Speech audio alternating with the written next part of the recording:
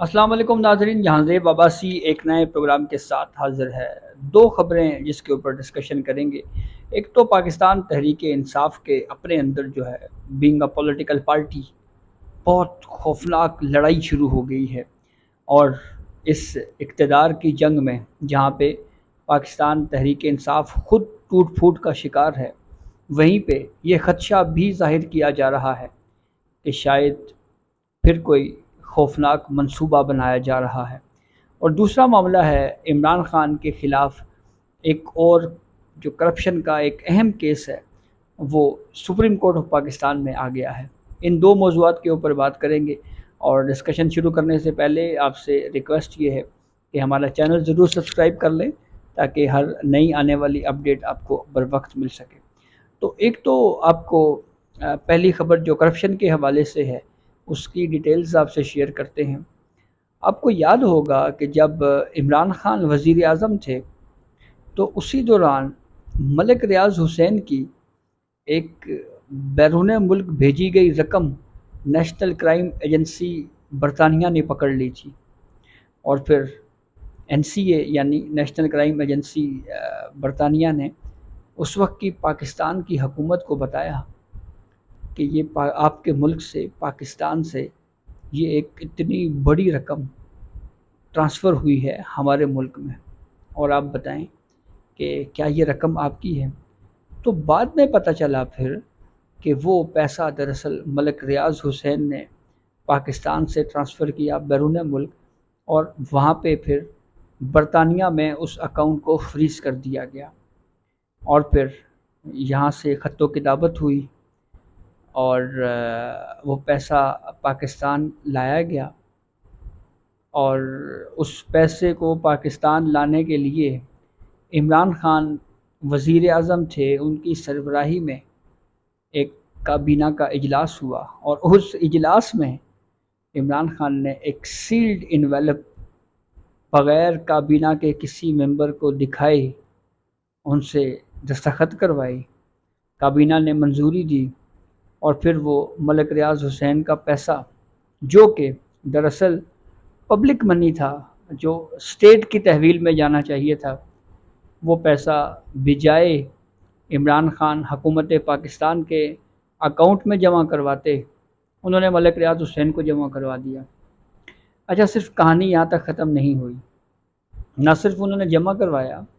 بلکہ پھر اس کے بعد اب عمران خان کے اوپر الزام یہ ہے کہ اس کے عوض عمران خان نے ایک پراپرٹی لی ملک ریاض حسین سے، اور اس پراپرٹی پہ جب انویسٹیگیشن کھلی تو کہا گیا کہ ہم اس کے اوپر ایک یونیورسٹی قائم کر رہے ہیں۔ جی ہاں، میں بات کر رہا ہوں 190 ملین پاؤنڈ کرپشن کیس کی، جس کے اوپر نیب کی جانب سے ایک ریفرنس بنایا گیا تھا، اور یہ معاملہ جب پہلے سپریم کورٹ میں ایک اور کیس میں سامنے آیا تو چیف جسٹس آف پاکستان قاضی فائز عیسیٰ کی سربراہی میں 3 رکنی بینچ نے اس کیس کو سنا تھا، اور جو آرڈر دیا گیا تھا اس میں یہ کہا گیا تھا کہ اس پیسے کو پاکستان نے منگوا کے ملک ریاض کو واپس دینا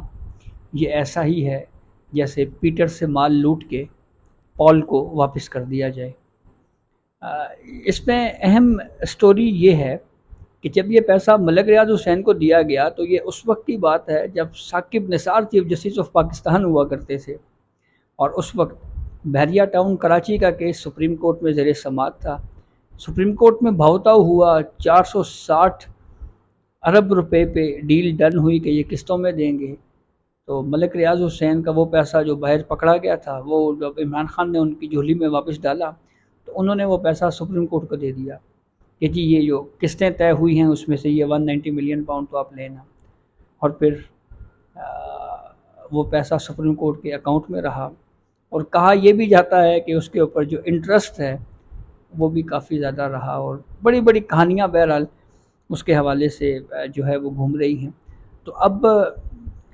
خبر اس میں یہ ہے کہ 190 ملین پاؤنڈ میں کیس میں جو نیب کی جانب سے ریفرنس فائل کیا گیا تھا اس میں عمران خان کی پوسٹ اریسٹ ہوئی، پوسٹ بیل ہوئی، معاف کیجیے گا، ضمانت بعد از گرفتاری اسلام آباد ہائی کورٹ نے منظور کی، اور اس فیصلے کو جو عمران خان کو ضمانت دی گئی 14 مئی کو اسلام آباد ہائی کورٹ کے اس فیصلے کو نیب نے سپریم کورٹ میں چیلنج کر دیا ہے، اور پروسیکیوٹر جنرل نیب کی جانب سے سپریم کورٹ میں دائر کی گئی اس اپیل میں موقف اختیار کیا گیا کہ 458 کنال زمین جو ہے وہ 190 ملین پاؤنڈ کے جو سیٹلمنٹ ہوئی، ڈیل ہوئی بٹوین عمران خان اور ملک ریاض حسین، تو اس کے بعد جو ہے یہ 458 کنال کی جو زمین ہے وہ ملک ریاض حسین سے لی گئی، اور ابتدائی طور کے اوپر جو انویسٹیگیشن جو نیب کہہ رہا ہے اس کے مطابق زمین زلفی بخاری کے ذریعے القادر ٹرسٹ کو منتقل کی گئی تھی۔ جب زمین ملک ریاض سے لی گئی اس وقت القادر ٹرسٹ کا وجود ہی نہیں تھا، اور پھر اس اپیل میں نیب کی جانب سے یہ موقف بھی اختیار کیا گیا ہے کہ یہ طے شدہ اصول ہے کہ عدالتیں ضمانت کی درخواستوں پر سماعت کرتے ہوئے مرکزی کیس کے شواہد اور گواہان پر رائے نہیں دیتی، اور نہ ہی مرکزی ٹرائل کو متاثر کیا جاتا ہے۔ عمران خان بطور وزیر اعظم کابینہ ممبران پر اثر انداز ہوئے اور بند لفافہ ان کے سامنے رکھا اور ان کابینہ ممبران سے منظوری لی گئی، اور 14 مئی کے اسلام آباد ہائی کورٹ کے اس فیصلے کو کالعدم قرار دیا جائے، اور لاہور ہائی کورٹ کا اسلام آباد ہائی کورٹ کا جو فیصلہ ہے وہ انصاف کے اصولوں کو منافی ہے۔ تو یہ بیل کنسلیشن کی، یعنی جو ضمانت عمران خان کی ہوئی ہے اس کے خلاف نیب نے سپریم کورٹ سے رجوع کیا ہے۔ تو اب دیکھیں اس پہ سپریم کورٹ آف پاکستان اگر بینچ کانسٹیٹیوٹ کرتی ہے تو پھر کیا فیصلہ ہوتا ہے۔ کافی اہم کیس ہے، اور اس میں بہت سنگین الزامات ہیں عمران خان کے اوپر، اور مس یوز آف اتھارٹی اور اختیارات کا غلط استعمال اور کرپشن کے الزامات جو ہیں اس ریفرنس میں عمران خان کو ان کا سامنا ہے۔ اچھا، اب آتے ہیں دوسری خبر کے اوپر جو میں نے آپ کو آغاز میں بتایا تھا کہ پی ٹی آئی کے اندر نہ صرف بڑی خوفناک قسم کی اندرونی طور کے اوپر عہدوں کی لڑائی شروع ہو گئی ہے، کشمکش چل رہی ہے، بلکہ اس کے ساتھ ساتھ یہ بھی کہا جا رہا ہے کہ شاید کوئی بڑا خوفناک پلان بھی پی ٹی آئی کر رہی ہے۔ اچھا، اس کا آغاز کب ہوتا ہے؟ اس کا آغاز اس وقت ہوتا ہے جب پاکستان تحریک انصاف کی جانب سے یہ کہا جاتا ہے کہ یہ احتجاج شروع کیے جائیں پورے ملک میں، کارکنان باہر نہیں نکلتے۔ اس کی ایک ریزن جو بالکل سادہ سی ہے، خیر خدا کی گرمی ہے اسلام آباد، لاہور، باقی شہروں میں۔ دوسرا، 9 مئی کے بعد کے حالات اس وقت ہم سب کے سامنے ہیں، اور تیسری بات اس میں یہ ہے کہ جو سب سے اہم یہ بات معلوم ہوتی ہے کہ اب کی بار جو قیادت ہے پاکستان تحریک انصاف کی، اس کے بارے میں یہ الزامات پارٹی کے اندر سے یہ لگائے جا رہے ہیں کہ یہ خود اپنے لوگوں کو نوازا جا رہا ہے، اپنے ہی لوگوں کو اوبلائش کیا جا رہا ہے، اور سارا معاملہ جو ہے وہ اسی کے گرد ہی گھوم رہا ہے۔ تو وہ جو پہلے احتجاج ہوتے تھے وہ تو آپ کو پتہ ہے کہ وہ کہیں نہ کہیں سے اشارے ہوتے تھے، لیکن اب جب کہ اشارے بازی والا کام ہو گیا ختم، تو اب پاکستان تحریک انصاف جو ہے وہ ان کے قائدین جو اس وقت منظر عام کے اوپر ہیں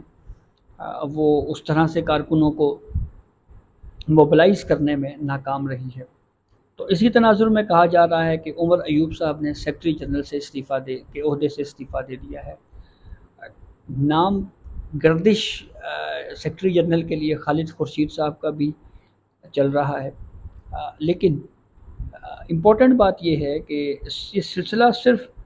یہیں اگر عمر ایوب کی حد تک رکتا تو ہم کہتے کہ ان کی اور بھی بہت ساری ذمہ داریاں ہیں، جیسے وہ لیڈر آف دی اپوزیشن بھی ہیں، اس کے علاوہ سیکرٹری جنرل کا اہم عہدہ ہے، تو وہ شاید اپنی ایک وقت میں ایک ذمہ داری ہی ادا کرنا چاہیں، لیکن اس کے بعد پھر شیر افضل مروت کی جانب سے ایک ٹویٹ آ جاتا ہے، اور اس ٹویٹ میں وہ یہ کہتے ہیں کہ میں عمر ایوب کی طرف سے سیکرٹری جنرل کا عہدہ چھوڑنے کا جو دانشمندانہ فیصلہ ہے اس کو خیر مقدم کرتا ہوں۔ پھر انہوں نے یہ بھی کہا جی کہ یہ صرف عمر ایوب ہی کیوں، شبلی فراز سے پارٹی آفس اور سینٹ میں قائد حزب اختلاف دونوں سے استعفے کا مطالبہ کرتا ہوں، تبھی پارٹی قبضہ مافیا کے چنگل سے آزاد ہوگی۔ اب یہ ٹرم یوز کی جا رہی ہے قبضہ مافیا کا، ایک گروپ ہے اس نے پی ٹی آئی میں قبضہ کر لیا ہے۔ اور پھر یہ بھی کہا گیا کہ اگر پارٹی کارکن مجھے میدان میں چاہتے ہیں تو میرے مطالبے کے حق میں آواز اٹھائیں۔ اسی سے جڑی ہوئی ایک خبر یہ بھی ہے کہ صاحبزادہ حامد رضا صاحب نے کہا ہے کہ اگر پی ٹی آئی نے اتحاد کیا جے یو آئی سے تو وہ اپنے رستے الگ کر لیں گے، اور سنی اتحاد کونسل کا کیس اس وقت سپریم کورٹ میں ہے۔ یہ بھی بڑی انٹرسٹنگ کہانی ہے، اور وہ بھی یہ کہہ رہے ہیں کہ جی ہمیں اسمبلیاں چھوڑ دینی چاہیے، اسمبلیوں سے استعفے دے دینے چاہیے۔ اچھا جی، اس کے علاوہ ایک لیٹسٹ خبر پھر یہ بھی ہے کہ P T I member assembly Junaid Akbar نے بھی کور کمیٹی سے استعفیٰ دے دیا ہے، اور P T I member assembly Junaid Akbar جو ہیں ان کی پارٹی قیادت کے حوالے سے جو ہے وہ بالکل کھل کے سامنے آ گئے ہیں، اور اس پہ انہوں نے کہا ہے جی کہ نہ ہی اب میں کسی ممبر کا کسی گروپ کا حصہ ہوں، نہ ہی یہ کور کمیٹی کا حصہ ہوں۔ اور پھر انہوں نے بھی ایگزیکٹلی یہی الزام لگایا جو پی ٹی آئی کے اندر بہت ساری باتیں کی جا رہی ہیں، شیر افضل مروت نے کہا، دیگر لوگ کہہ رہے ہیں، اور وہ یہ کہہ رہے ہیں کہ مخصوص لوگ خان صاحب سے ملنے جاتے ہیں لیکن ہمیں نہیں ملنے دیا جاتا، ان لوگوں کے ایک دوسرے کے ساتھ مفادات جڑے ہوئے ہیں۔ یوں انہوں نے بھی جو ہے وہ کور کمیٹی چھوڑ دی ہے۔ تو یہ وہ اختلافات ہیں جناب، اور یہ آپ دیکھیں یہ اختلافات کا سلسلہ مزید اگر بڑھتا ہے تو اس سے پاکستان تحریک انصاف کو سیاسی طور کے اوپر بینگ اے پولیٹیکل پارٹی بہت زیادہ نقصان ہو سکتا ہے۔ اور سب سے اہم بات اس معاملے میں یہ ہے کہ شاید کوئی 9 مئی جیسے کسی اور واقعے کی تیاری جو ہے وہ پی ٹی آئی کے جانب سے کی جا رہی ہے۔ تو یہ اب تک کی اپڈیٹ تھی جس سے ہم نے آپ کو آگاہ کیا، بہت شکریہ۔